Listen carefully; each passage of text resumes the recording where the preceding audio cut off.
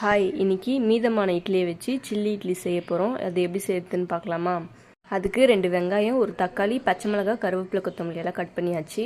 கடாயில் எண்ணெய் ஊற்றி கடுகு, உளுத்தம்பருப்பு, கடலைப்பருப்பு, சீரகம், கருவேப்பிலை, பச்சை மிளகாய், வெங்காயம் இதெல்லாம் சேர்த்து வதக்கிக்கலாம். இந்த வீடியோவை பார்க்குறவங்க மறக்காமல் சப்ஸ்கிரைப் பண்ணிட்டு பாருங்கள்.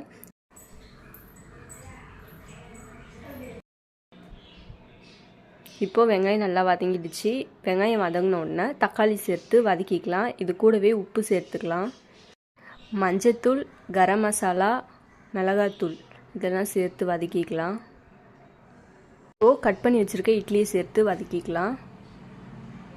அவ்வளோதான், சில்லி இட்லி செம்மையாக ரெடி ஆகிடுச்சு. இட்லி மீதமாகிடுச்சுன்னா இது மாதிரி செஞ்சு ட்ரை பண்ணி பாருங்கள். இந்த வீடியோ பிடிச்சிருந்துச்சுன்னா லைக் பண்ணுங்கள், ஷேர் பண்ணுங்கள், கமெண்ட் பண்ணுங்கள். மறக்காமல் நம்ம சேனலை சப்ஸ்கிரைப் பண்ணிட்டு பாருங்கள். தேங்க்யூ.